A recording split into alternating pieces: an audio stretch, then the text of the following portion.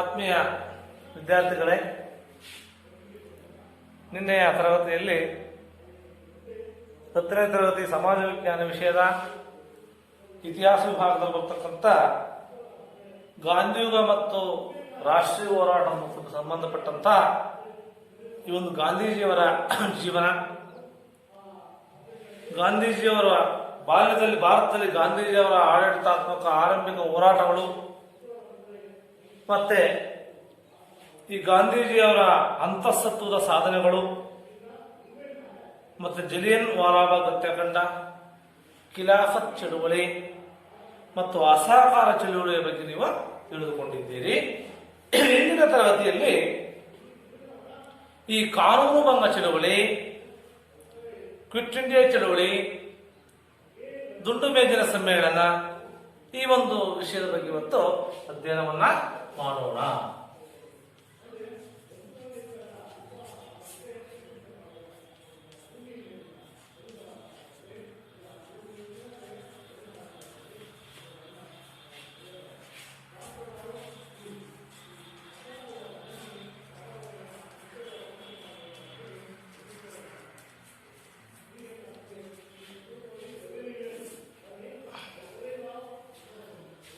ಈ ಒಂದು ವಿಷಯಕ್ಕೆ ಸಂಬಂಧಪಟ್ಟಂತೆ ಅದರಲ್ಲಿ ಪ್ರಥಮವಾಗಿ ಯಾವ್ದಪ್ಪ ಅಂತಂದ್ರೆ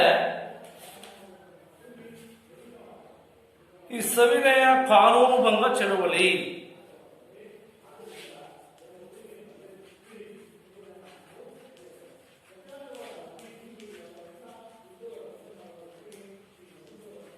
ಕಾನೂನು ಭಂಗ ಚಳುವಳಿ ಇಲ್ಲಿ ಏನಪ್ಪಾ ಅಂತಂದ್ರೆ ಈ 1930 ಫೆಬ್ರವರಿಯಲ್ಲಿ ಕಾಂಗ್ರೆಸ್ ಕಾರ್ಯಕಾರಿ ಸಮಿತಿ ಸಬರ್ಮತಿಯಲ್ಲಿ ಒಂದು ಸಭೆಯನ್ನು ಸೇರಿತು. ಇಷ್ಟರಲ್ಲಿ 1930ರಲ್ಲಿ ಇಲ್ಲಿ ಸಬರ್ಮತಿ.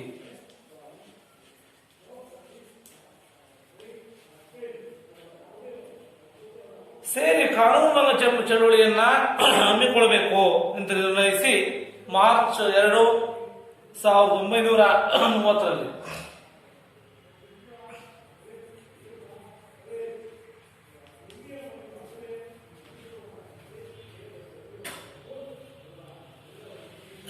ಹನ್ನೊಂದು ಅಂಶಗಳುಳ್ಳಂತಹ ಬೇಡಿಕೆಗಳ ಪತ್ರವನ್ನು ವಯಸ್ಸರಾಗಿ ಕಳಿಸಿಕೊಡ್ತಾರೆ.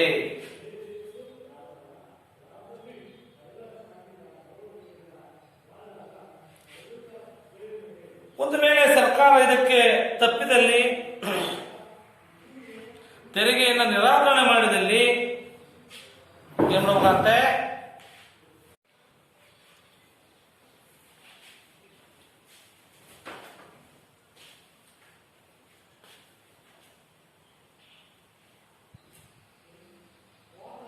ತಪ್ಪಿದಲ್ಲಿ ತೆರಿಗೆ ನಿರಾಕರಣೆಯ ಜೊತೆ ನಾಗರಿಕ ಕಾನೂನು ಭಂಗ ಚಳುವಳಿಯನ್ನ ಪ್ರಾರಂಭಿಸುವುದಾಗಿ ಗಾಂಧೀಜಿಯವರು ಏನ್ ಮಾಡ್ತಾರಪ್ಪ ಘೋಷಣೆ ಮಾಡ್ತಾರೆ. ಈ ವೈಸ್ರಾಯಿ ಪತ್ರದ ಮನವಿಗಳನ್ನು ತಿರಸ್ಕರಿಸಿದ ಕಾರಣದಿಂದ, ಅವರ ಮನವಿಯನ್ನು ತಿರಸ್ಕರಿಸಿದರು. ಆ ಒಂದು ಕಾರಣದಿಂದ ಮಾರ್ಚ್ 12ರಂದು ಈ ತನ್ನ ಅನುಯಾಯಿಗಳೊಂದಿಗೆ ಸಬರ್ಮತಿ ಆಶ್ರಮದಿಂದ ಗುಜರಾತ್ನ ಕಡಲ ತೀರದ ದಂಡಿಯವರೆಗೆ ಏನ್ ಮಾಡ್ತಾರಪ್ಪ ಅಂತಂದ್ರೆ ಇವರು ಸುಮಾರು 375 ಕಿಲೋಮೀಟರ್ ಸಬರ್ಮತಿಯಿಂದ ಇಲ್ಲಿವರೆಗೆ ದಂಡಿಯವರೆಗೆ ಇದುವರೆಗೂ ಏನ್ ಮಾಡ್ತಾರಪ್ಪ ಅಂತಂದ್ರೆ ದೂರವನ್ನು ಕ್ರಮಿಸ್ತಾರೆ. ಏಪ್ರಿಲ್ 6ರಂದು ಸ್ವಲ್ಪ ದಂಡಿಯನ್ನ ತಲುಪ್ತಾರೆ.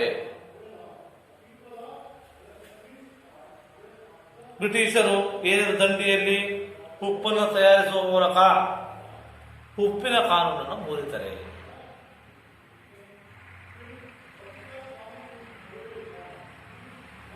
ಚರಕ ಈ ಚಳವಳಿಯಲ್ಲಿ ಬಹಳ ಪ್ರಸಿದ್ಧವಾಯಿತು.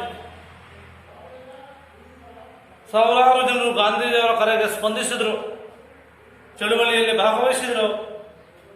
ಉಪ್ಪಿನ ಸತ್ಯಾಗ್ರಹದ ನಂತರ ಏಪ್ರಿಲ್ 6ರಿಂದ 13ರವರೆಗೆ ರಾಷ್ಟ್ರೀಯ ಚಳುವಳಿ ಸಪ್ತಾಹ ಅಂತ. ಯಾವುದು? ರಾಷ್ಟ್ರೀಯ ಚಳುವಳಿಯ ಸಪ್ತಾಹ.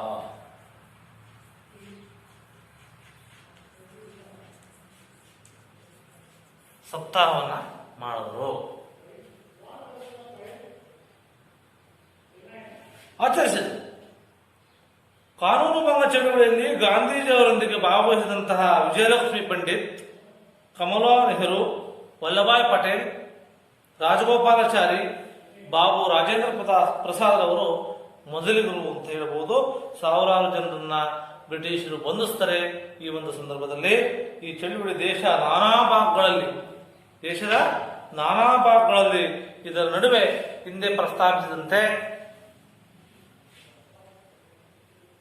ಲಂಡನ್ನಲ್ಲಿ ಭಾರತೀಯ ಜನಪ್ರತಿನಿಧಿಗಳ ಸಮಾವೇಶವನ್ನ 1930ರಲ್ಲಿ ಕರೆಯಲಾಯಿತು. ಇದು ಮೊದಲನೆಯ ದುಂಡು ಮೇಜಿನ ಸಮಾವೇಶ. 1930ರಲ್ಲಿ ಮೊದಲನೇ ದುಂಡು ಮೇಜಿನ ಸಮಾವೇಶ.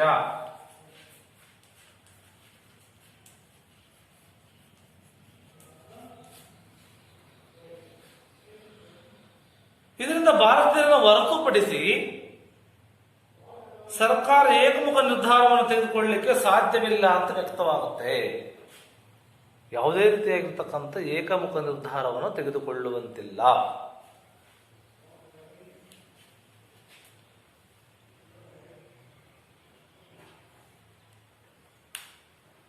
ಆದ್ದರಿಂದ ಈ ಸಮಾವೇಶದಲ್ಲಿ ಮೊಟ್ಟ ಮೊದಲ ಬಾರಿಗೆ ಅಸ್ಪೃಶ್ಯ ಸಮುದಾಯವನ್ನ ಪ್ರತ್ಯೇಕವಾಗಿ ಪ್ರತಿನಿಧಿಸತಕ್ಕಂಥ ಅವಕಾಶವನ್ನ ಕಲ್ಪಿಸಲಾಗಿತ್ತು. ಈ ಸಮಾವೇಶದಲ್ಲಿ ಭಾಗವಹಿಸಲಿಕ್ಕೆ ಸಂದರ್ಭದಲ್ಲಿ ಬಂಧಿತರಾಗಿದ್ದಂತಹ ಗಾಂಧೀಜಿ ಹಲವು ಭಾರತೀಯ ರಾಷ್ಟ್ರೀಯ ಕಾಂಗ್ರೆಸ್ ನಾಯಕರನ್ನೇ ಮಾಡ್ತಾರಪ್ಪ ಅಂದ್ರೆ ಬಿಡುಗಡೆಯನ್ನು ಗೊಳಿಸ್ತಾರೆ. ಬಿಡುಗಡೆಗೊಳಿಸಿ, ಆದರೆ ಕಾಂಗ್ರೆಸ್ ಮತ್ತು ಗಾಂಧೀಜಿಯವರು ಈ ಒಂದು ಸಮಾವೇಶದಲ್ಲಿ ಭಾಗವಹಿಸಲಿಕ್ಕೆ ಇರ್ತಾರೆ, ನಿರಾಕರಿಸ್ತಾರೆ. ಅವರು ಭಾಗವಹಿಸುವುದಿಲ್ಲ. ಈ ಒಂದು ಸಮಾವೇಶದಲ್ಲಿ ದೇಶೀಯ ಸಂಸ್ಥಾನಗಳಾಗಿರ್ತಕ್ಕಂಥದ್ದು ಸಂಸ್ಥಾನದ ಪ್ರತಿನಿಧಿಗಳು, ವಿವಿಧ ಸಮುದಾಯದ ಮುಖಂಡರಾಗಿದ್ದಂತಹ Mohammad Ali Jinnah, doctor BR Ambedkar, MR Jayakar, Tej Bahadur Sapru, Srinivasa Sastri ಇವರೆಲ್ಲ ಈ ಒಂದು ಮೊದಲನೇ ದುಂಡು ಮೇಜಿನ ಸಮ್ಮೇಳನದಲ್ಲಿ ಮಾಡ್ತಾರಪ್ಪ ಅಂತಂದ್ರೆ ಭಾಗವಹಿಸ್ತಾರೆ ಅಂತಕ್ಕಂಥದ್ದು ನೀವು ತಿಳಿಬೇಕು. ಡೊನೆಮಿಯಾ ಸ್ಟೇಟಸ್ ಜವಾಬ್ದಾರಿಯುತ ಸರ್ಕಾರ ಮತೀಯ ಪ್ರಾಂತ್ಯಗಳನ್ನು ಕುರಿತಂತೆ ಈ ಸಮಾವೇಶದಲ್ಲಿ ಭಾಗವಹಿಸಲಿಕ್ಕೆ ಸಮ್ಮತಿಸಿದ.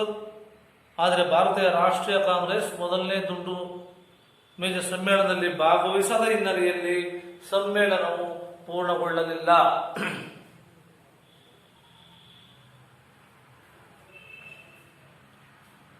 ಭಾರತೀಯ ರಾಷ್ಟ್ರೀಯ ಕಾಂಗ್ರೆಸ್ ಅನ್ನ ಮನವೊಲಿಸಿ ದುಂಡು ಮೇಜಿನ ಸಮಾವೇಶವನ್ನ ಉದ್ದೇಶವನ್ನ ಯಶಸ್ವಿಗೊಳಿಸುವಲ್ಲಿ ಮಾಡ್ತಾರಪ್ಪ ಅಂದ್ರೆ ಮಹಾತ್ಮ ಗಾಂಧೀಜಿ ಗಾಂಧಿ ಮತ್ತು ವೈಸ್ರ ನಡುವೆ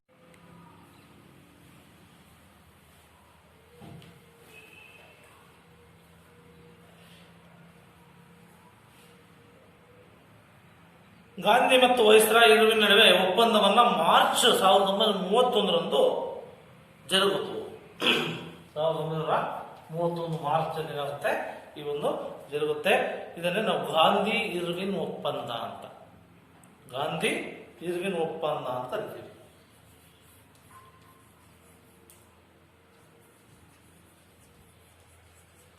ಒಪ್ಪಂದ ಪರಿಣಾಮವಾಗಿ ಕಾಂಗ್ರೆಸ್ ಪಕ್ಷ ಸವಿನಯ ಕಾನೂನುಭಂಗ ಚಳುವಳಿಯನ್ನು ನಿಲ್ಲಿಸಿ ಎರಡನೇ ದುಂಡು ಮೇಜಿನ ಪರಿಷತ್ತಿನ ಸಮಾವೇಶದಲ್ಲಿ ಭಾಗವಹಿಸಲಿಕ್ಕೆ ನಿರ್ಧಾರ ಮಾಡುತ್ತೆ. ಮಹಾತ್ಮ ಗಾಂಧಿ ಮತ್ತು ಡಾಕ್ಟರ್ BR ಅಂಬೇಡ್ಕರ್ ಅವರು ಈ ಒಂದು ಸಭೆಯಲ್ಲಿ ಭಾಗವಹಿಸ್ತಾರೆ.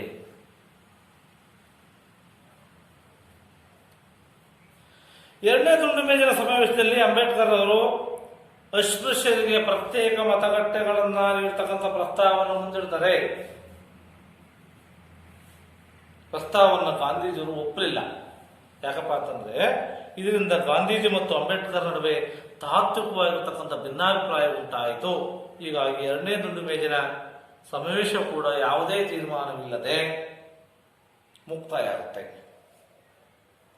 ಆದರೆ ಬ್ರಿಟಿಷ್ ಸರ್ಕಾರ ಅಸ್ಪೃಶ್ಯರನ್ನ ಪ್ರತ್ಯೇಕವಾಗಿ ಮತ ಕ್ಷೇತ್ರವಾಗಿ ಪರಿಗಣಿಸುವುದಾಗಿ ಘೋಷಣೆ ಮಾಡುತ್ತೆ. ಬ್ರಿಟಿಷ್ ಸರ್ಕಾರ ಇದರಿಂದಾಗಿ ಆ ವರ್ಗಕ್ಕೆ ಇರತಕ್ಕಂಥ ಪ್ರತ್ಯೇಕ ಮತಕ್ಷೇತ್ರಕ್ಕೆ ಸಂಬಂಧಿಸಿದಂತಹ ಮತೀಯ ಮಸೂದೆ 1932ರಲ್ಲಿ ಮತೀಯ ಮಸೂದೆ ಏನಾಗುತ್ತಪ್ಪ ಅಂತಂದ್ರೆ ಮಸೂದೆಗೆ ಚಾಲನೆ ನೀಡ್ತಾರೆ. ಇದನ್ನ ವಿರೋಧಿಸಿ ಮಹಾತ್ಮ ಗಾಂಧೀಜಿಯವರು ಅವರಣಾಂತ ಉಪವಾಸ ಸತ್ಯಾಗ್ರಹವನ್ನು ಪ್ರಾರಂಭಿಸ್ತಾರೆ. ಈ ಒಂದು ಸಮಾವೇಶದಲ್ಲಿ ಅಂಬೇಡ್ಕರ್ ಅವರನ್ನ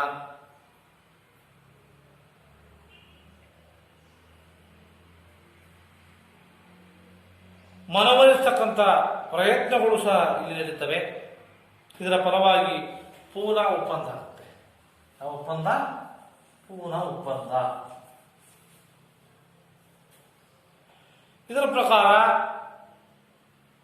ಪ್ರತ್ಯೇಕ ಮತಕ್ಷೇತ್ರ ಬದಲಾಗಿ ಸಾಮಾನ್ಯ ಮತಕ್ಷೇತ್ರದಲ್ಲಿ ಎಲ್ಲಾ ಕ್ಷೇತ್ರಗಳಲ್ಲಿ ನಾವು ಅಸ್ಪೃಶ್ಯತೆಗೆ ಒಂದು ಮೀಸಲಾತಿಯನ್ನು ನೀಡಬೇಕು, ಕೊಡಬೇಕು ಅಂತಕ್ಕಂಥ ತೀರ್ಮಾನವನ್ನ ಮಾಡಲಾಗುತ್ತೆ. ಎಂತಹ ಕಡೆಗಳಲ್ಲಿ ಅಸ್ಪೃಶ್ಯ ಪ್ರತಿನಿಧಿಗಳು ಪ್ರತಿನಿಧಿ ಆಗ್ತಾ ಇದ್ರು, ಪ್ರತ್ಯೇಕ ಮತಕ್ಷೇತ್ರದ ಬದಲಾಗಿ ಕೆಲವು ಕ್ಷೇತ್ರಗಳು ಅಸ್ಪೃಶ್ಯರಿಗಾಗಿ ನಿಮ್ಮ ವರ್ಗದವರಿಗಾಗಿ ಏನು ಮಾಡಬೇಕು, ಕಾಲಿಸಲ್ಪಡಬೇಕು ಅಂತೇಳಿ ಅಲ್ಲಿ ತೀರ್ಮಾನ ಆಗುತ್ತೆ.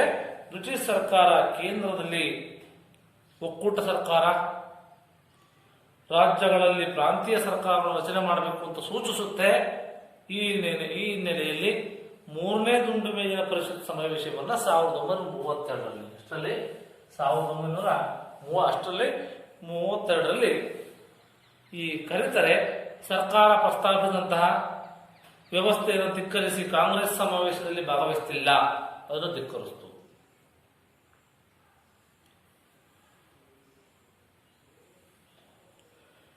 ದುಂಡು ಮೇಜಿನ ಪರಿಷತ್ತುಗಳ ಪರಿಣಾಮವಾಗಿ ಬ್ರಿಟಿಷ್ ಸರ್ಕಾರ 1935ರಲ್ಲಿ ಭಾರತ ಸರ್ಕಾರ ಶಾಸನವನ್ನ 1935ರಲ್ಲಿ ಭಾರತ ಸರ್ಕಾರದ ಒಂದು ಶಾಸನವನ್ನು ಜಾರಿಗೊಳಿಸಲಾಯಿತು. ಈ ಶಾಸನ ಭಾರತ ಒಕ್ಕೂಟ ರಚನೆ ಆಗಬೇಕು ಮತ್ತು ಪ್ರಾಂತೀಯ ಸ್ವಾಯತ್ತತೆಯನ್ನ ಕಲ್ಪಿಸಬೇಕು, ಭಾರತೀಯರಿಗೆ ರಾಜಕೀಯ ಹಕ್ಕುಗಳು ದೊರೆಯುವಂತಾಗಬೇಕು. ಇದರಿಂದ ಕಾಂಗ್ರೆಸ್ ಮತ್ತು ಮುಸ್ಲಿಂ ಲೀಗ್ ಇದ್ದವೆರಡು ಏನಪ್ಪ ಅಂದ್ರೆ ಚುನಾವಣೆಯಲ್ಲಿ ಸ್ಪರ್ಧೆ ಮಾಡ್ತವೆ. ಕಾಂಗ್ರೆಸ್ ಬಹುಮತ ಪಡೆದು ಒಕ್ಕೂಟ ಸರ್ಕಾರವನ್ನು ರಚನೆ ಮಾಡಿದ್ರೆ ಈ ವೇಳೆಗೆ ಎರಡನೇ ಮಹಾಯುದ್ಧ ಆರಂಭಗೊಂಡಾಗ, ಯಾವಾಗ 1939ರಲ್ಲಿ ಎರಡನೇ ಮಹಾಯುದ್ಧ ಆರಂಭಗೊಂಡಾಗ ಯುರೋಪಿನ ರಾಜಕೀಯ ವಿದ್ಯಮಾನಗಳ ಹಿನ್ನೆಲೆಯಲ್ಲಿ ಭಾರತದಲ್ಲಿ ವೈಸ್ರಾಯ್ ಏಕಪಕ್ಷೀಯವಾದವಾಗಿ ಭಾರತ ಪರವಾಗಿ ಜರ್ಮನಿ ವಿರುದ್ಧ ಯುದ್ಧವನ್ನು ಘೋಷಣೆ ಮಾಡ್ತಾರೆ. ಇದನ್ನ ಕಾಂಗ್ರೆಸ್ ಪ್ರತಿಭಟಿಸಿ ಮಂತ್ರಿಮಂಡಲದಲ್ಲಿ ಹೊರಬಂದು ವೈಸ್ರಾಯ್ ತೀರ್ಮಾನವನ್ನು ವಿರೋಧಿಸಿ ಗಾಂಧೀಜಿಯವರ ವೈಯಕ್ತಿಕ ಸತ್ಯಾಗ್ರಹವನ್ನು ಸಾರಿ ವೈಸ್ರಾಯ್ ತೀರ್ಮಾನವನ್ನು ವಿರೋಧಿಸಿ ಇದು ಮಾಡ್ತಾರೆ. ಆಗ ಭಾರತೀಯರನ್ನು ತೃಪ್ತಿಪಡಿಸಲಿಕ್ಕೆ ಸ್ಟ್ರಾಪರ್ ಕ್ರಿಪ್ಸ್ ಅನ್ನ ಸಂಧಾನಕ್ಕೋಸ್ಕರವಾಗಿ ಮಾಡ್ತಾರಪ್ಪ ಅಂದ್ರೆ ಇಲ್ಲಿಗೆ ಕಳಿಸ್ತಾರೆ ಭಾರತಕ್ಕೆ. ಈ ರೀತಿಯಾಗಿ ಈ ಒಂದು ಸವಿನಯ ಕಾನೂನು ಭಂಗ ಚಳುವಳಿಯನ್ನ ಆಗುತ್ತೆ.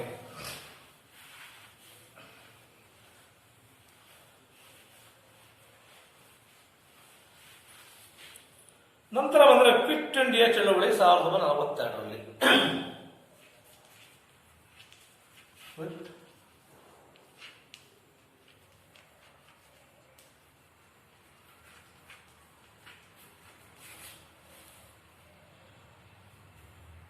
ಎಷ್ಟರಲ್ಲಿ 1942ರಲ್ಲಿ ಆಗುತ್ತೆ.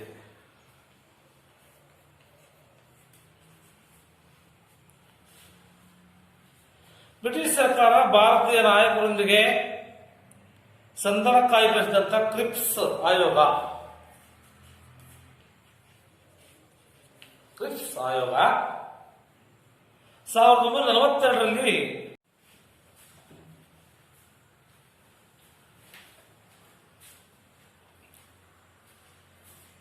1942ರಲ್ಲಿ ಕೆಲವು ಸಲಹೆಗಳನ್ನ ಭಾರತೀಯರ ಮುಂದಿಡಿತು. ಈ ಆಯೋಗವು ಭಾರತಕ್ಕೆ ಡೊಮಿನಿಯನ್ ಸ್ಥಾನಮಾನ ನೀಡತಕ್ಕಂಥದ್ದು, ಅದಕ್ಕಾಗಿ ಸಂವಿಧಾನವನ್ನು ರಚನೆ ಮಾಡಲಿಕ್ಕೆ ಕರೆತಕ್ಕಂಥದ್ದು, ಹೊಸ ಸಂವಿಧಾನದಲ್ಲಿ ಭಾರತದ ಒಕ್ಕೂಟವನ್ನ ಸೇರ್ತಕ್ಕಂಥ ಮತ್ತು ಬಿಡುಗಡೆ ಆಗ್ತಕ್ಕಂಥ ಸ್ವಾತಂತ್ರ್ಯಕ್ಕೆ ಸಂಬಂಧಿಸಿದಂಥ ರಾಜ್ಯಗಳಿಗೆ ಬಿಡುವಂತಹ ಸಲಹೆಗಳನ್ನು ನೀಡುತ್ತೆ. ಈ ಸಲಹೆಗಳನ್ನ ಕಾಂಗ್ರೆಸ್ ಒಪ್ಪದೆ ಕ್ವಿಟ್ ಇಂಡಿಯಾ ಚಳುವಳಿಗೆ ಬ್ರಿಟಿಷರೇ ಭಾರತ ಬಿಟ್ಟು ತೊಲಗಿ ಎಂತಕ್ಕಂಥ ಕ್ವಿಟ್ ಇಂಡಿಯಾ ಚಳುವಳಿ ಆಶಯವಾಗಿತ್ತು. ಗಾಂಧೀಜಿಯವರೇನಪ್ಪಾ ಅಂದ್ರೆ ದೇಶ ಬಾಂಧವರಿಗಾಗಿ ಮಾಡು ಇಲ್ಲವೇ ಮಡಿ ಎಂದ ಕರೆ ಕೊಡ್ತಾರೆ. ಮಾಡು ಇಲ್ಲವೇ ಮಡಿ.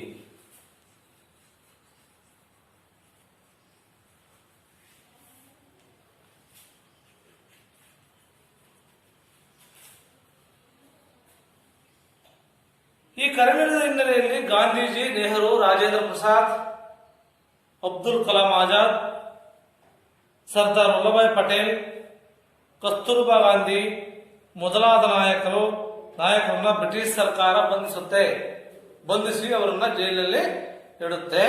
ಈ ನಾಯಕರು ಬಂಧನದ ಒಂದು ಕಾರಣ ಭಾರತೀಯ ರಾಷ್ಟ್ರೀಯ ಕಾಂಗ್ರೆಸ್ ಸಂಘಟನೆಗಳು ಮುಖ್ಯ ಭೂಮಿಕೆಯಲ್ಲಿದ್ದು ಈ ಹೊಸ ನಾಯಕರುಗಳ ಉದಯಕ್ಕೆ ಈ ಹೋರಾಟ ಏನ್ ಮಾಡುತ್ತಪ್ಪ ಅಂದ್ರೆ ಎಡೆ ಮಾಡಿಕೊಡ್ತು. ಈ ಸಂದರ್ಭದಲ್ಲಿ ಚಳುವಳಿಯ ನೇತೃತ್ವವನ್ನ ಜಯಪ್ರಕಾಶ್ ನಾರಾಯಣರಾವ್ ವಹಿಸಿಕೊಂಡಿದ್ರು.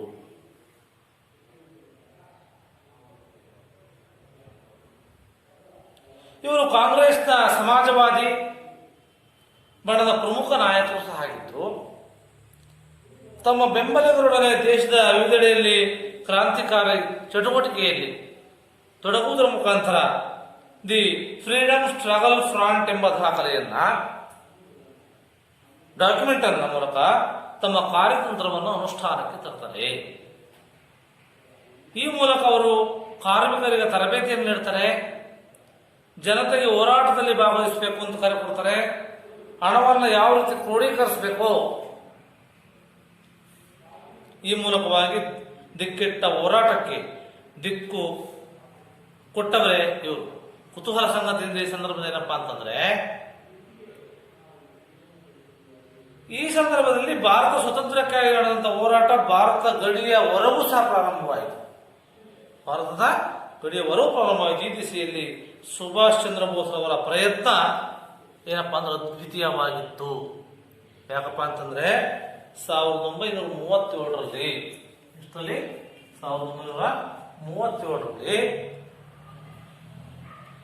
ಚುನಾವಣೆಗಳ ನಂತರ ಸರ್ಕಾರ ಪಾಲ್ಗೊಳ್ಳುವಿಕೆಯಲ್ಲಿ ಮುಸ್ಲಿಂ ಲೀಗ್ ಏನ್ ಮಾಡಪ್ಪ ಅಂತಂದ್ರೆ ಸರ್ಕಾರ ರಚನೆಯಿಂದ ಕೈಬಿಡಲಾಯಿತು. ಮುಸ್ಲಿಂ ಲೀಗ್ ಅನ್ನ ಸರ್ಕಾರ ರಚನೆ ಕೈಬಿಟ್ಟು 1939ರಲ್ಲಿ ಭಾರತ ಸರ್ಕಾರ ಏಕಮುಖವಾಗಿ ಎರಡನೇ ಮಹಾಯುದ್ಧಕ್ಕೆ ಭಾರತವನ್ನು ಭಾಗಿ ಮಾಡಿದ ಸಂದರ್ಭದಲ್ಲಿ 1939ರಲ್ಲಿ ಏನಿರುತ್ತೆ ಎರಡನೇ ಮಹಾಯುದ್ಧ ನಡೆಯುತ್ತೆ. ಇದರಲ್ಲಿ ಭಾಗಿ ಮಾಡಿದಂತಹ ಸಂದರ್ಭದಲ್ಲಿ ಮಂತ್ರಿಮಂಡಲದಂತಹ ಕಾಂಗ್ರೆಸ್ಸಿಗರೆಲ್ಲರೂ ಏನ್ ಮಾಡ್ತಾರಪ್ಪ ಅಂದ್ರೆ ಹೊರ ಬಂದಾಗ ಮುಸ್ಲಿಂ ಲೀಗ್ ಅನ್ನ ವಿಮುಕ್ತಿ ದಿವಸ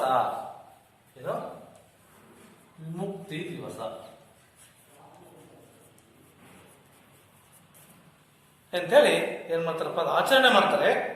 ಹೀಗಾಗಿ ಮುಸ್ಲಿಂ ಲೀಗ್ ಭಾರತ ಬಿಟ್ಟು ತೊಲಗಿ ಆಂದೋಲನದಲ್ಲಿ ಭಾಗವಹಿಸಲಿಲ್ಲ ಅನ್ನೋದನ್ನು ವಿದ್ಯಾರ್ಥಿಗಳು ಅರ್ಥ ಮಾಡಿಕೊಳ್ಬೇಕು. ಹಾಗಾಗಿ ಇದು ಭಾರತದ ವಿಭಜನೆ ಪ್ರಸ್ತಾವವನ್ನ ಇಲ್ಲಿ ಮುಂದಿಡುತ್ತೆ. ಭಾರತ ಏನಾಗಬೇಕು, ವಿಭಜನೆ ಆಗ್ತಕ್ಕಂಥ ಪ್ರಸ್ತಾವವನ್ನ ಮುಂದಿಟ್ಟಾಗ ಅಲ್ಲಿ ರೈತರು ಮತ್ತು ಕಾರ್ಮಿಕರ ಪ್ರತಿಭಟನೆಯಾಗುತ್ತೆ.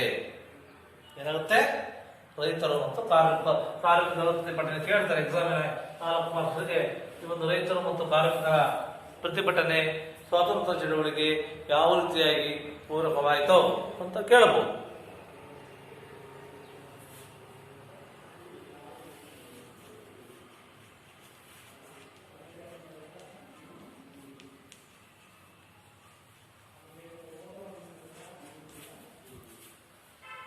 ಪ್ರತಿಭಟನೆ ಸ್ವಾತಂತ್ರ್ಯ ಸಂಗ್ರಾಮದಲ್ಲಿ ರೈತ ಸಂಘಟನೆಗಳ ಪ್ರತಿಭಟನೆ ಕೂಡ ಪ್ರಮುಖವಾಗಿದೆ ಅಂತ ನಾವೆಲ್ಲ ತಿಳಿಬೇಕಾಗುತ್ತೆ.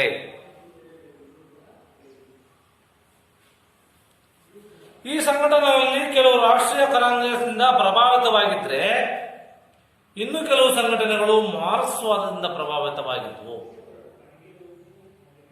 ಬ್ರಿಟಿಷ್ ಆಡಳಿತ ಅವಧಿಯಲ್ಲಿ ಜಮೀನ್ದಾರರು ಮತ್ತು ಯುರೋಪಿನ ಕೆಲವು ಪ್ಲಾಂಟರ್ಸ್ ವಿರುದ್ಧವಾಗಿ ರೈತರು ಹಲವು ಕಡೆ ಮಾಡ್ತಾರಪ್ಪ ದಂಗೆಯನ್ನು ಮಾಡ್ತಾರೆ. ಚಂಪಾರಣ್ಯ ಜಿಲ್ಲೆಯಲ್ಲಿ ನೀರೇ ಬೆಳೆಯುವುದನ್ನ ವಿರೋಧಿಸ್ತಾರೆ. ಭೂಕಂದಾಯದ ವಿರುದ್ಧ ಹರತಾಳವನ್ನು ನಡೆಸ್ತಾರೆ. ಗಾಂಧೀಜಿಯವರು ಸತ್ಯಾಗ್ರಹದ ಮೂಲಕ ಬ್ರಿಟಿಷ್ ಅಧಿಕಾರಿಗಳ ಒಂದು ಮನವೊಲಿಸಿ ತೆರಿಗೆಯನ್ನು ರದ್ದುಗೊಳಿಸ್ತಕ್ಕಂಥ ಕೆಲಸವನ್ನು ಮಾಡಿದವರು ಯಾರಪ್ಪ ಅಂತಂದ್ರೆ ಈ ಒಂದು ರೈತರು. ರಾಷ್ಟ್ರೀಯ ಹೋರಾಟದ ಭಾಗವಾಗಿ ರೈತರು ಸಂಘಟಿಸತಕ್ಕಂಥ ಪ್ರಯತ್ನವನ್ನ ಭಾರತೀಯ ರಾಷ್ಟ್ರೀಯ ಕಾಂಗ್ರೆಸ್ ಮಾಡುತ್ತೆ.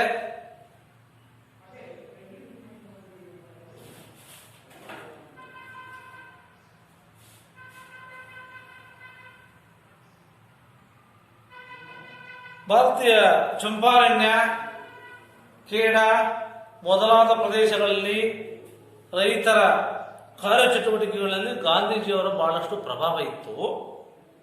ಈ ಭಾರತೀಯ ರಾಷ್ಟ್ರೀಯ ಕಾಂಗ್ರೆಸ್ ಪ್ರಭಾವದಿಂದ ತೇಭಾಗ, ಮಲಬಾರ್ ಮೊದಲಾದ ಕಡೆ ಶೋಷಣೆಯ ಒಳಗಾಗಿದ್ದಂತಹ ರೈತರು ತೀವ್ರವಾಗಿ ಜಮೀನ್ದಾರರು ಮತ್ತೆ ಬ್ರಿಟಿಷರ ವಿರುದ್ಧ ಬಂಡಿಡ್ತಾರೆ.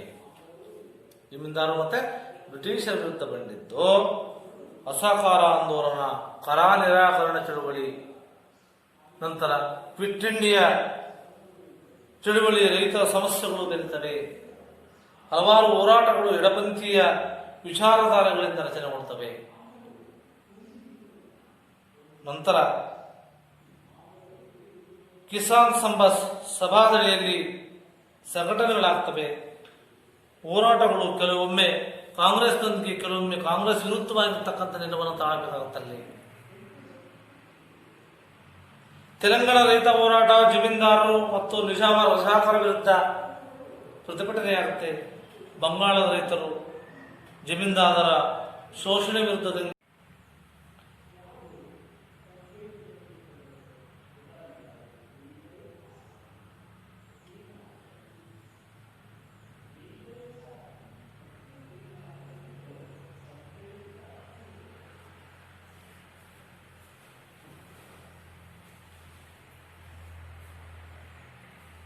ಸೆಣಬು, ಬಟ್ಟೆ ಗಿರಣಿ ಕಾರ್ಮಿಕರು, ರೈಲ್ವೆ ಕೂಲಿಗಳು ತಮ್ಮ ಬೇಡಿಕೆಗಾಗಿ ಸಂಘಟಿತರಾಗ್ತಾರೆ 1827ರಲ್ಲಿ. ರೈಲ್ವೆ ಕೂಲಿಗಳು ನಿಲ್ದಾಣದಲ್ಲಿ ಮುಷ್ಕರವನ್ನ ನಡೆಸಿ ಹೆಚ್ಚಿನ ಕೂಲಿಗಾಗಿ ಬ್ರಿಟಿಷ್ ಅಧಿಕಾರಿಗಳ ವಿರುದ್ಧ ಘೋಷಣೆಯನ್ನು ಕೂಗ್ತಾರೆ.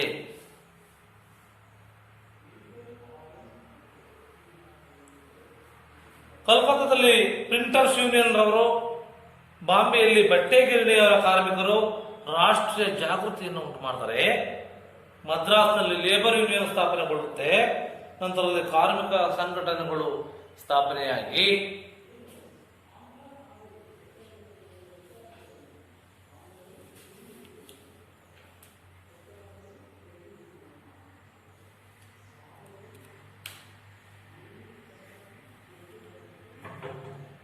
ಈ ಕಾರ್ಮಿಕ ಸಂಘಟನೆಗಳ ಇಂತಹ ಒಂದು ಚಳುವಳಿಗೆ ಬೆಂಬಲವನ್ನು ಕೊಡುವುದರ ಮೂಲಕವಾಗಿ ಸ್ವತಂತ್ರ ಚಳುವಳಿಯಲ್ಲಿ ಕಾರ್ಮಿಕರ ಪಾತ್ರವೂ ಸಹ ಒಂದು ಉತ್ತಮವಾಗಿತ್ತು ಅಂತಕ್ಕಂಥ ನೀವು ತಿಳಿಯಬೇಕಾಗುತ್ತೆ. ನಂತರ ಬಂದರೆ ಬುಡಕಟ್ಟು ಸಮುದಾಯದವರು.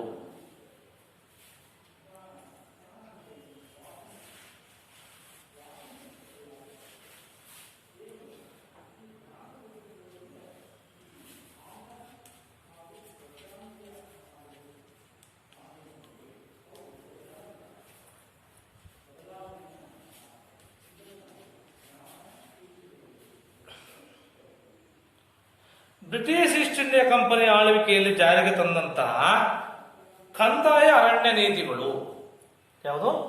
ಕಂದಾಯ ಮತ್ತು ಅರಣ್ಯ ನೀತಿ. ನೀತಿಗಳು ಈ ಒಂದು ಬುಡಕಟ್ಟು ತೆಂಗೆಗಳಿಗೆ ನೇರವಾಗಿ ಪ್ರೇರಣೆಯಾದವು.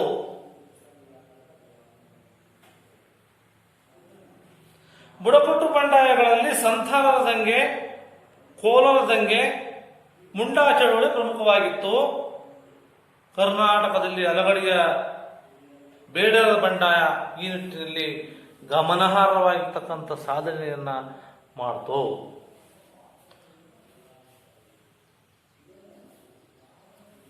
ಈ ಸಂಥಾಲರ ಬುಡಕಟ್ಟು ದಂಗೆಯನ್ನ ಭಾರತದ ಆದ್ಯ ಹೋರಾಟ ಅಂತ ಗುರುತಿಸಲಾಯಿತು. ಈ ಬುಡಕಟ್ಟು ಜನರನ್ನ ಬಂಗಾಳಿ ಮತ್ತು ಒಡಿಸ್ಸಾ ಗುಡ್ಡಗಾಡು ಪ್ರದೇಶದಲ್ಲಿ ಗುರುತಿಸ್ತಿ ನಾವು ಹೋಗುತ್ತೇವೆ.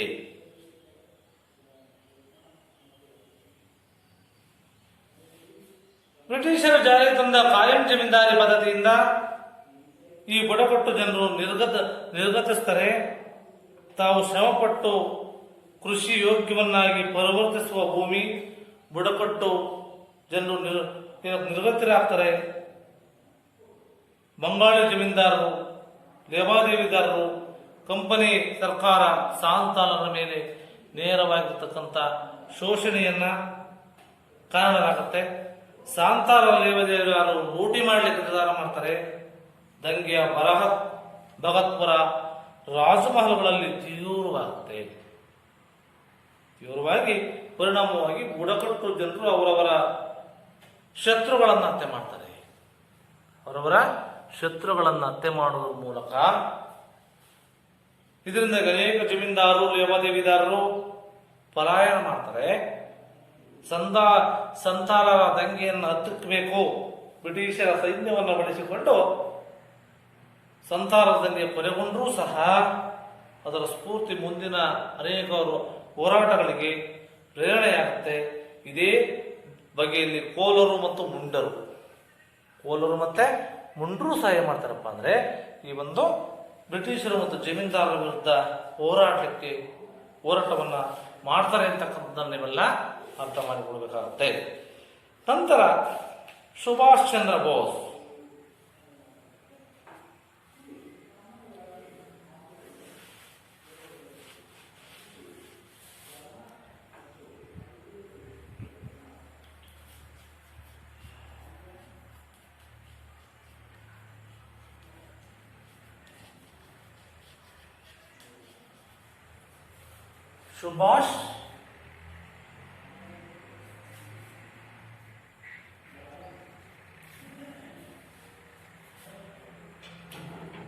ಈ ಮೂಲತಃ ಒರಿಸ್ಸಾದ ಕಟಕ್ಕಿನವು.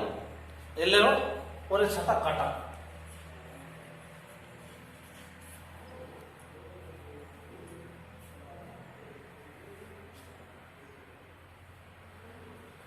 ಭಾರತೀಯ ಸ್ವತಂತ್ರ ಹೋರಾಟದಲ್ಲಿ ಸುಭಾಷ್ ಚಂದ್ರ ಪಾತ್ರ ಒಂದು ದೊಡ್ಡ ಮೈಲಿಗಲ್ಲು. ಸುಭಾಷ್ ಚಂದ್ರ ಬೋಸ್ರವರು ಭಾರತೀಯ ನಾಗರಿಕ ಸೇವಾ ಪರೀಕ್ಷೆಯಲ್ಲಿ ICS ಅಂದ್ರೆ ಭಾರತೀಯ ನಾಗರಿಕ ಸೇವಾ ಪರೀಕ್ಷೆಯಲ್ಲಿ 4ನೇ ರ್ಯಾಂಕ್ ಅನ್ನು ಗಳಿಸಿದ್ರಂತೆ. ಆ ಟೈಮಲ್ಲಿ ದೇಶಾಭಿಮಾನದಿಂದ ಬ್ರಿಟಿಷ್ ಸರ್ಕಾರ ಪ್ರತಿಷ್ಠಿತ ಹುದ್ದೆಯನ್ನ ದೇಶಗೋಸ್ಕರವಾಗಿ ಪ್ರತಿಷ್ಠಿತ ಹುದ್ದೆಯನ್ನ ತೊರೆದು ಸ್ವಾತಂತ್ರ್ಯ ಚಳವಳಿಗೆ ಧುಮುಕ್ತಾರೆ. ಇವರನ್ನು ನೇತಾಜಿ ಅಂತ ಎಂದು ಜನಪ್ರಿಯರಾಗ್ತಾರೆ. ನೇತಾಜಿ ಸುಭಾಷ್ ಚಂದ್ರ ಬೋಸ್ ಅಂತೇಳಿ ಇವರು ಜನಪ್ರಿಯರಾಗ್ತಾರೆ. ಗಾಂಧೀಜಿಯವರ ಸೌಮ್ಯ ಹೋರಾಟಕ್ಕೆ ಪರ್ಯಾಯವಾಗಿ 30ರ ದಶಕದ ಪ್ರಾರಂಭದಲ್ಲಿ ವಿದೇಶದಲ್ಲಿ ನೆಲೆಗೊಂಡಂತ ಭಾರತೀಯರನ್ನು ಸಂಘಟಿಸಿ ಬ್ರಿಟಿಷರ ವಿರುದ್ಧ ಹೋರಾಡತಕ್ಕಂಥ ಪ್ರಯತ್ನವನ್ನ ಇವರು ವಿವಿಧ ದೇಶಗಳ ನಗರಗಳಾಗಿರ್ತಕ್ಕಂಥ ವಿಯೆನ್ನಾ ಇರ್ಬೋದು, ಬರ್ಲಿನ್, ರೋಮ್, ಇಸ್ತಾಂಬುಲ್ ಮುಂತಾದ ಕಡೆಗಳಲ್ಲಿ ಏನ್ ಮಾಡ್ತಾರಪ್ಪ ಅಂದ್ರೆ ಪ್ರವಾಸವನ್ನ ಬೆಳೆಸಿ ತಾಯ್ನಾಡಿಗೆ ಬೆಂಬಲವನ್ನು ನೀಡಲಿಕ್ಕೆ ಪ್ರೇರೇಪಿಸ್ತಾರೆ. ಯುರೋಪಿನಲ್ಲಿ ಉದಯಿಸಿದಂಥ ಕಮ್ಯುನಿಸ್ಟ್ ಮತ್ತು ಸಮಾಜವಾದಿ ಅಲೆಯ ಒಂದು ಅಲೆ ಭಾರತದಲ್ಲಿ ಕಾಂಗ್ರೆಸ್ ಸಂಘಟನೆಯನ್ನ ಕೂಡ ಬದಲಾವಣೆ ಮಾಡುತ್ತೆ.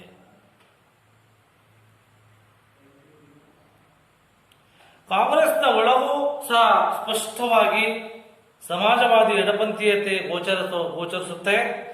ಈ ಹಿನ್ನೆಲೆಯಲ್ಲಿ ಭಾರತದಲ್ಲಿ 1934ರ ವೇಳೆಗೆ ನೆಹರು ಮತ್ತೆ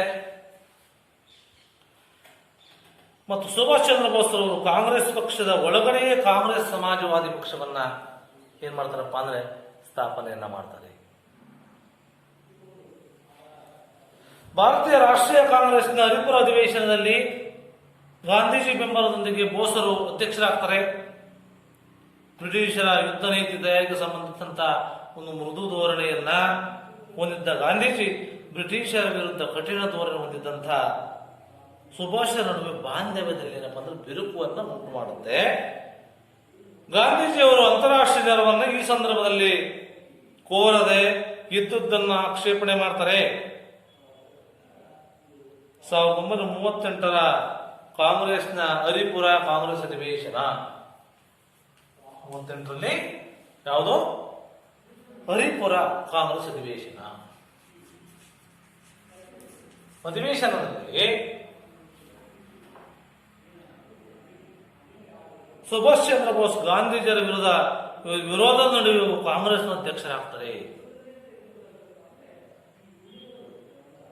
ನಂತರ ದಿನಗಳಲ್ಲಿ ಗಾಂಧೀಜಿ ಮತ್ತು ಬೋಸರ ನಡುವೆ ಕೆಲವು ಭಿನ್ನಾಭಿಪ್ರಾಯಗಳು ಏನಾಗ್ತವಪ್ಪ ಅಂದ್ರೆ ಮೂಡಿ ಕಾಂಗ್ರೆಸ್ನ ಒಳಗಿದ್ದು ಬ್ರಿಟಿಷರನ್ನ ತೀವ್ರವಾಗಿ ಮೆಚ್ಚಿಸ್ತಕ್ಕಂಥ ಸುಭಾಷ್ ಚಂದ್ರ ಬೋಸ್ ಅವರ ಕಾರ್ಯ ಚಟುವಟಿಕೆಗೆ ಹಿನ್ನಡೆ ಉಂಟಾಗುತ್ತೆ. ಸುಭಾಷ್ ಚಂದ್ರ ಬೋಸ್ ಅವರು ಕಾಂಗ್ರೆಸ್ನ ಚಟುವಟಿಕೆಗಳನ್ನ ಮತ್ತು ಗಾಂಧೀಜಿಯವರ ಕಾರ್ಯವಿಧಾನದಿಂದ ಬೇಸರಗೊಂಡು ಕಾಂಗ್ರೆಸ್ನಿಂದ ಹೊರಬಂದು ಫಾರ್ವರ್ಡ್ ಬ್ಲ್ಯಾಕ್ ಕೇಳ್ತಾರೆ. ಫಾರ್ವರ್ಡ್ ಬ್ಲ್ಯಾಕ್ ಎಂಬ ಹೊಸ ಪಕ್ಷವನ್ನು ಕಟ್ಟಿದವರು ಯಾರಪ್ಪ ಅಂದ್ರೆ ಸುಭಾಷ್ ಚಂದ್ರ ಬೋಸ್. ಫಾರ್ವರ್ಡ್ ಬ್ಲ್ಯಾಕ್ ಅಂತ ಅವ್ರು ಬೇಸರ ಆದಾಗ ಅವ್ರು ಏನ್ ಮಾಡ್ತಾರೆ, ಹೊಸ ಪಕ್ಷವನ್ನು ಕಟ್ತಾರೆ ಸುಭಾಷ್ ಚಂದ್ರ ಬೋಸ್. ಇದು ಕಾಂಗ್ರೆಸ್ ಒಳಗೆ ಇದ್ದು ಪ್ರಗತಿಪರ ತೀವ್ರವಾದ ಆಶಯಗಳನ್ನು ಹೊಂದಿತ್ತು. ಯುದ್ಧದಲ್ಲಿ ಭಾರತ ಪಾಲ್ಗೊಳ್ಳುವಿಕೆಯನ್ನ ಸುಭಾಷ್ರು ವಿರೋಧ ಮಾಡ್ತಾರೆ. ಸುಭಾಷ್ರು ವಿರೋಧ ಮಾಡಿ ಪರಿಣಾಮವಾಗಿ ಬ್ರಿಟಿಷ್ ಸರ್ಕಾರ ಸುಭಾಷ್ ಚಂದ್ರ ಬೋಸ್ರವರನ್ನು ಬಂಧಿಸುತ್ತೆ. ಬ್ರಿಟಿಷ್ ವಿರೋಧಿ ಶಕ್ತಿಗಳೊಡಗೂಡಿ ಬ್ರಿಟಿಷರ ವಿರುದ್ಧ ಹೋರಾಡಲಿಕ್ಕೆ ಬಯಸಿ ಅವರು ಗೃಹಬಂಧನವನ್ನು ತಪ್ಪಿಸಿಕೊಂಡು ಜರ್ಮನಿಗೆ ತೆರಳುತ್ತಾರೆ.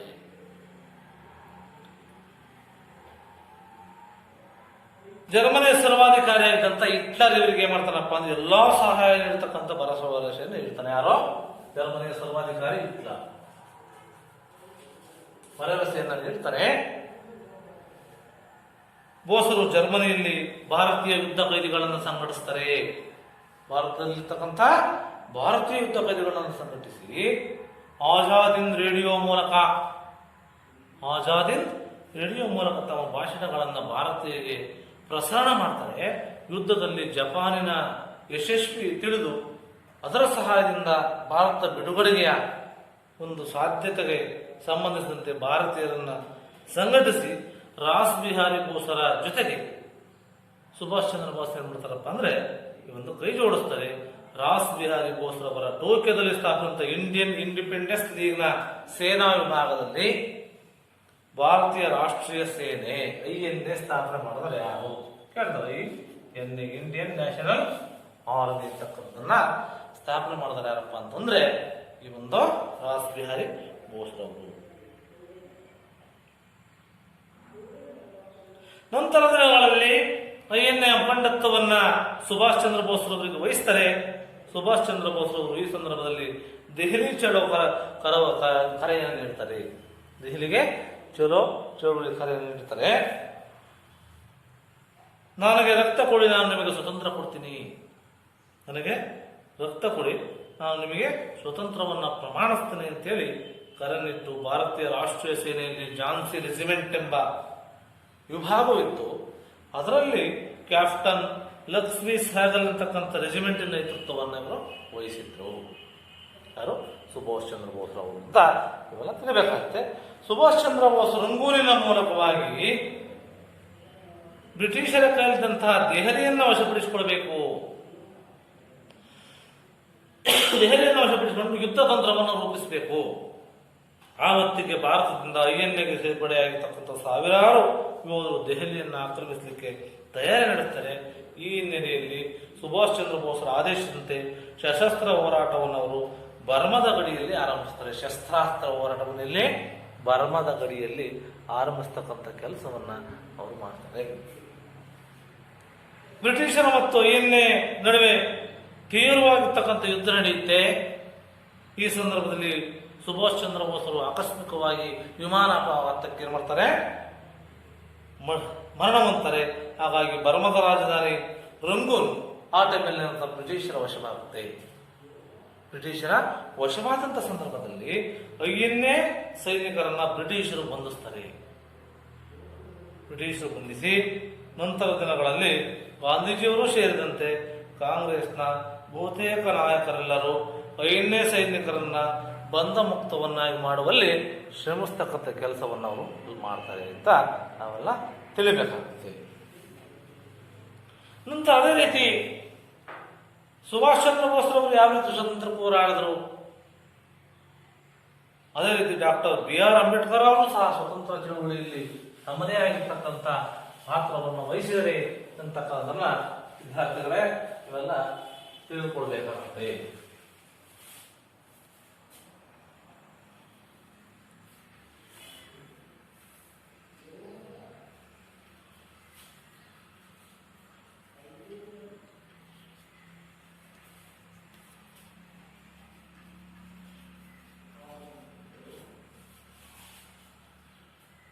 ಸಾಮಾಜಿಕ ಸಮಾನತೆ ಇಲ್ಲದ ರಾಜಕೀಯ ಸ್ವತಂತ್ರ ಅರ್ಥಹೀನ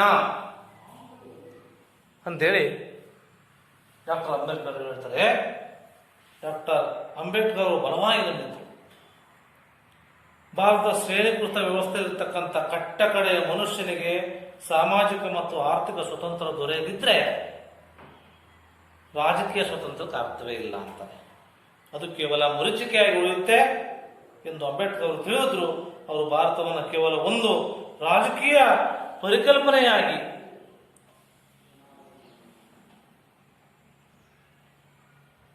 ಕಾಣದೆ ಅವರು ಒಟ್ಟಾರೆ ಮುಖವನ್ನೇ ಮಾಡ್ತಾರಪ್ಪ ಅಂದರೆ ಪರಿಚಯಿಸ್ತಾರೆ. ಇವರು ಜಾತಿ ವ್ಯವಸ್ಥೆ ಬಗ್ಗೆ ಅಧ್ಯಯನವನ್ನು ನಡೆಸಿ ಅದರ ವಿನಾಶಕ್ಕೆ ಹೋರಾಟಗಳನ್ನು ರೂಪಿಸ್ತಾರೆ. ಭಾರತದಲ್ಲಿ ಅಸ್ಪೃಶ್ಯರು ಕನಿಷ್ಠ ಮಟ್ಟದ ಅವಕಾಶಗಳಿಂದ ವಂಚಿತರಾಗಬಾರದು, ಅದನ್ನು ನಿರೂಪಿಸಲಿಕ್ಕೆ ಮಹತ್ ಕೆರೆ ಮತ್ತು ಕಲಾರಾಮ್ ದೇವಾಲಯಗಳ ಚಳವಳಿ, ಕಲಾರಾಮ್ ಮತ್ತೆ ಮಹತ್ ಕೆರೆ ಅಂತ ಒಂದು ದೇವಾಲಯದ ಚಳವಳಿಯನ್ನು ರೂಪಿಸುವುದರ ಮೂಲಕವಾಗಿ ಇವರು 3 ತುಂಡಿನ ಮೇಲಿನ ಸಮ್ಮೇಳನ ಸಮಾವೇಶದಲ್ಲಿ ಭಾಗವಹಿಸಿ ನಿಮ್ಮ ಹೊರಗಳು ವಿವಿಧ ಬಗೆಯ ಸಂಕೋಲಗಳಿಂದ ಬಿಡುಗಡೆ ಮಾಡಬೇಕು,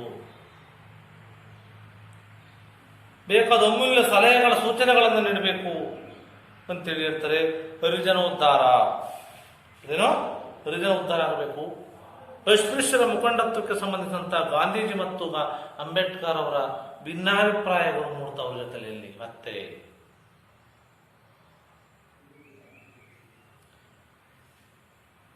ಅಸ್ಪೃಶ್ಯರ ರಕ್ಷಣೆಗಾಗಿ ಪ್ರತ್ಯೇಕ ಮತಕ್ಷೇತ್ರಗಳನ್ನು ಬಯಸಿದ್ದು ಗಾಂಧೀಜಿ ಮತ್ತೆ ಅಂಬೇಡ್ಕರ್ ಅವರ ನಡುವೆ ವಿವಾದಕ್ಕೂ ಕಾರಣ ಆಗುತ್ತೆ. ಇವರು ಬರೋಡದ ಮಹಾರಾಜರಲ್ಲಿ ದಿವಾನರಾಗಿದ್ದಂತಹ ಮುಂಬೈ ಲೆಜಿಸ್ಲೇಟಿವ್ ಕೌನ್ಸಿಲ್ ನಂತರದಲ್ಲಿ ವೈಸ್ರಾಯ್ ಎಕ್ಸಿಕ್ಯೂಟಿವ್ ಕೌನ್ಸಿಲ್ ಅನ್ನು ಅತ್ಯಂತ ಮುತುವರ್ಜಿಯಿಂದ ತಮ್ಮ ಕಾರ್ಯವನ್ನು ನಿರ್ವಹಿಸ್ತಾರೆ ಅಂತಕ್ಕಂಥ ನೀವು ತಿಳಿಬೇಕಾಗತ್ತೆ. ಅಂಬೇಡ್ಕರ್ ಅವರು ಕಾಂಗ್ರೆಸ್ ಪಕ್ಷವನ್ನ ಸೇರದೆ ಬಹಿಷ್ಕೃತ ಹಿತಕಾರಣಿ ಸಭವನ್ನ ಸ್ಥಾಪನೆ ಮಾಡುವುದರ ಮೂಲಕವಾಗಿ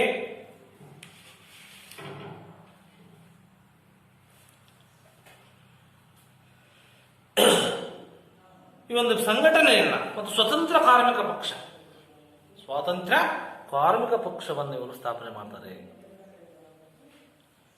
ಪ್ರಬುದ್ಧ ಭಾರತ ಜನತಾ ಮತ್ತು ಮೂಕ ನಾಯಕ,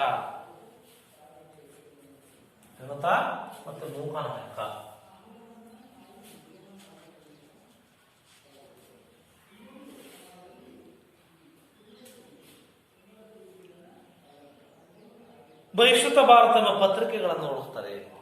ಬಹಿಷ್ಕೃತ ಭಾರತ ಎಂತಕ್ಕಂಥ ಪತ್ರಿಕೆಗಳನ್ನು ಸಭೆ ಮಾಡ್ತಾರೆ, ಹೊರಡಿಸ್ತಾರೆ.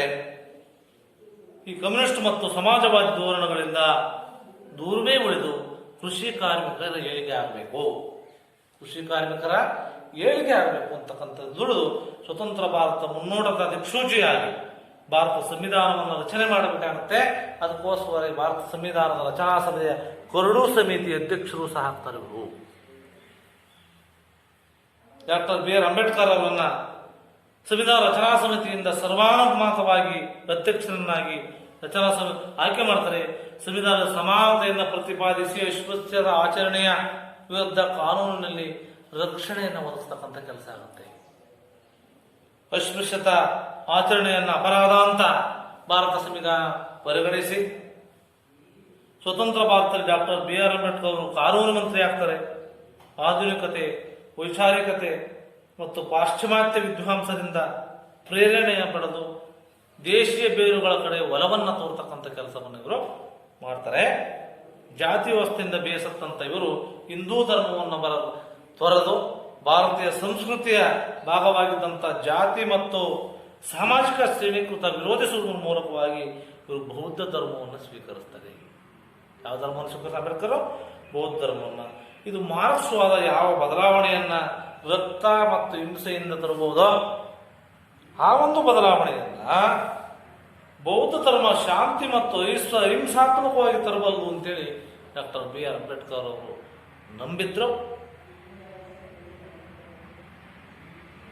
ಇವರ ಜೀವಮಾನದ ಸಾಧನೆಗಾಗಿ ಭಾರತ ಸರ್ಕಾರ ಭಾರತ ರತ್ನವನ್ನು ನೀಡಿತು. ಭಾರತ ರತ್ನ ಎಂಬ ಪ್ರಶಸ್ತಿಯನ್ನ ತೆಗೆದಿರುತ್ತೆ.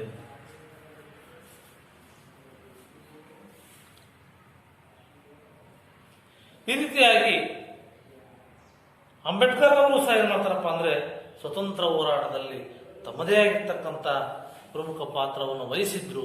ಅವರು ಯಾವ ರೀತಿಯಾಗಿರ್ತಕ್ಕಂಥ ಕೆಲವು ಪತ್ರಿಕೆಗಳ ಮೂಲಕ ಈ ಒಂದು ಸಾಮಾಜಿಕ ಸಮಾನತೆ, ರಾಜಕೀಯ ಸ್ವಾತಂತ್ರ್ಯ ಮತ್ತೆ ಈ ಒಂದು ಅರ್ಥಹೀನ ಹಾಗಾಗಿ ಈ ಒಂದು ಶ್ರೇಣಿಕೃತ ವ್ಯವಸ್ಥೆಯಲ್ಲಿ ಮನುಷ್ಯನಿಗೆ ಸಾಮಾಜಿಕ ಮತ್ತು ಆರ್ಥಿಕ ಸ್ವತಂತ್ರ ದೊರೆಯದೆ ಹೋಯಿದ್ರೆ ರಾಜಕೀಯ ಸ್ವತಂತ್ರಕ್ಕೆ ಅರ್ಥವಿಲ್ಲ ಅಂತೇಳಿ ಮಾಡ್ತಾರಪ್ಪ ಅವರು ಪ್ರತಿಭಟನೆಯನ್ನ ಮಾಡಿದ್ದು.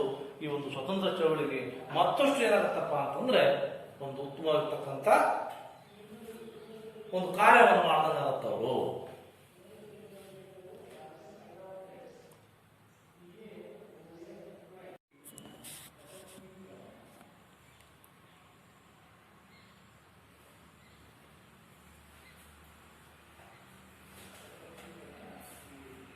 ಜವಾಹರಲಾಲ್ ನೆಹರು ಅವರು ಅಂಬೇಡ್ಕರ್ ಅವರ ನಂತರ ಸ್ವಾತಂತ್ರ್ಯ ಚಳವಳಿಗೆ ಅವರು ಮುಕ್ತರೆ. ಪಂಡಿತ್ ಜವಾಹರಲಾಲ್ ನೆಹರು ಅವರು ಹೋಮ್ ರೂಲ್ ಚಳವಳಿಯೊಂದಿಗೆ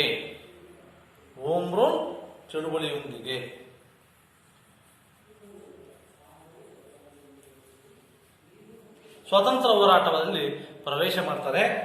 1920ರಲ್ಲಿರುವಂತಹ ಅಸಹಕಾರ ಚಳವಳಿಯಲ್ಲಿ ಪ್ರಮುಖ ಪಾತ್ರವನ್ನು ವಹಿಸಿದ್ರು. 1920ರಲ್ಲಿರುವಂತಹ ಅಸಹಕಾರ ಚಳವಳಿ ಇಲ್ಲಿ ಪ್ರಮುಖ ಪಾತ್ರವನ್ನು ವಹಿಸಿದ್ರು. 1929ರಲ್ಲಿ ರಾಷ್ಟ್ರೀಯ ಕಾಂಗ್ರೆಸ್ನ ಲಾಹೋರ್ ಅಧಿವೇಶನದ ಅಧ್ಯಕ್ಷರು ಸಹ ಆಗಿದ್ರು. 1929ರಲ್ಲಿ ಈ ಅಧಿವೇಶನದಲ್ಲಿ ಸಂಪೂರ್ಣ ಸ್ವರಾಜ್ಯದ ಗುರಿಯನ್ನು ಘೋಷಣೆ ಮಾಡ್ತಾರೆ. ಸಂಪೂರ್ಣ ಸ್ವರಾಜ್ಯ ಗುರಿಯನ್ನು ಘೋಷಣೆ ಮಾಡಿ ಗಾಂಧೀಜಿಯವರ ಒಂದು ಸಹಕಾರ ಚಳವಳಿಯಿಂದ ಪಡೆದಂತ ನೆಹರೂರವರನ್ನ ನಿರಾಶೆಯನ್ನು ಉಂಟಾಗುತ್ತವರಿಗೆ ನಿರಾಶೆಯನ್ನು ವ್ಯಕ್ತಪಡಿಸ್ತಾರೆ. ನೆಹರು ಅವರ ಚಿಂತನೆಗಳು ರಾಜಕೀಯ ಚಟುವಟಿಕೆಗಳಿಗೆ ಹೊಸ ತಿರುವನ್ನು ನೀಡ್ತವೆ. ಕಮ್ಯುನಿಸ್ಟರ ಸಿದ್ಧಾಂತದ ಪ್ರಭಾವವನ್ನು ಹೊಂದುತ್ತವೆ. ಪರಿಣಾಮವಾಗಿ ಭಾರತೀಯ ರಾಷ್ಟ್ರೀಯ ಕಾಂಗ್ರೆಸ್ನಲ್ಲಿ ಎಡಪಂಥೀಯ ಆಶಯಗಳು ಪ್ರಬಲವಾಗ್ತವೆ.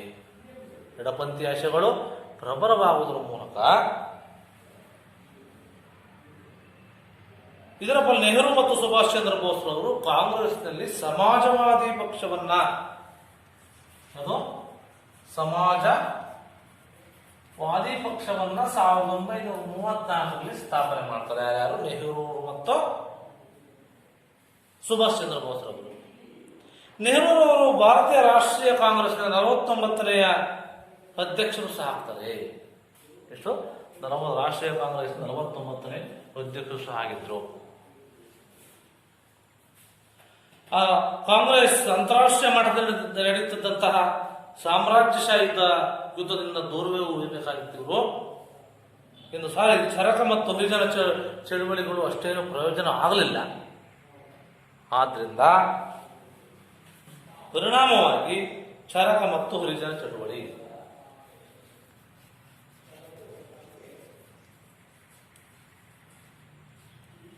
ಅಷ್ಟೇನು ಉತ್ತಮ ಆಗಲಿಲ್ಲ. ಅದಕ್ಕೋಸ್ಕರವಾಗಿ ಇವ್ರು ಏನ್ ಮಾಡ್ತಾರಪ್ಪ ಅಂತಂದ್ರೆ ವಾದಿಸಿ ಗಾಂಧೀಜಿಯವರ ಚಿಂತನೆಗಳಿಂದ ದೂರ ಸರಿದಂತೆ ಇವರು ಕಂಡು ಬಂದರು. ಅವರು ಗಾಂಧೀಜಿಯವರ ಬಗ್ಗೆ ಗೌರವ ಕಡಿಮೆ ಆಗಲಿಲ್ಲ. ಇವರ ಬೌದ್ಧಿಕ ಧಾರಣೆಗಳಿಂದ ಪ್ರಭಾವಿತವಾಗಿದ್ದಂಥ ನೆಹರು ಅವರ ಸಮನ್ವಯಗೊಳಿಸುವ ಮೂಲಕವಾಗಿ ಉತ್ತಮ ಕಾರ್ಯವನ್ನು ಮಾಡ್ತಾರೆ ಅಂತಕ್ಕಂಥನ್ನ ವಿದ್ಯಾರ್ಥಿಗಳ ಇದುವರೆಗೂ ನೀವು ತಿಳಿದುಕೊಂಡ್ರಿ. ಈ ವಿದ್ಯಾರ್ಥಿಗಳೇ, ಇದುವರೆಗೂ ಸಹ ಈ ಒಂದು ಗಾಂಧಿ ಯುಗ ಮತ್ತು ರಾಷ್ಟ್ರೀಯ ಹೋರಾಟಕ್ಕೆ ಸಂಬಂಧಪಟ್ಟಂತ ವಿಷಯಕ್ಕೆ ಬಂದರೆ, ಇವತ್ತಿನ ತರಗತಿಯಲ್ಲಿ ಕಾನೂನು ಭಂಗ ಚಳುವಳಿ ಬಗ್ಗೆ ಯಾವ ರೀತಿ ಹೋರಾಟ ಆಯಿತು, ಕ್ವಿಟ್ ಇಂಡಿಯಾ ಚಳುವಳಿ, ಭಾರತ ಬಿಟ್ಟು ಚಳುವಳಿ, ರೈತರು ಮತ್ತು ಕಾರ್ಮಿಕರು ಯಾವ ರೀತಿ ಪ್ರತಿಭಟನೆ ಮಾಡಿದರು, ಅನಂತರ ನೆಹರೂರವರು, ಸುಭಾಷ್ ಚಂದ್ರ ಬೋಸ್ರವರು, ಅಂಬೇಡ್ಕರ್ ಅವರು ಯಾವ ರೀತಿಯಾಗಿರ್ತಕ್ಕಂಥ ಸ್ವಾತಂತ್ರ್ಯ ಹೋರಾಟ ಮಾಡಲಿಕ್ಕೆ ಪ್ರಯತ್ನ ಪಟ್ಟರು ಅಂತಕ್ಕಂಥ ಎಲ್ಲರೂ ಅಧ್ಯಯನ ಮಾಡಿದ್ದೀರಿ, ತಿಳಿದುಕೊಂಡಿದ್ದೀರಿ. ಎಲ್ಲರಿಗೂ ಸಹ ತುಂಬ ಧನ್ಯವಾದಗಳು.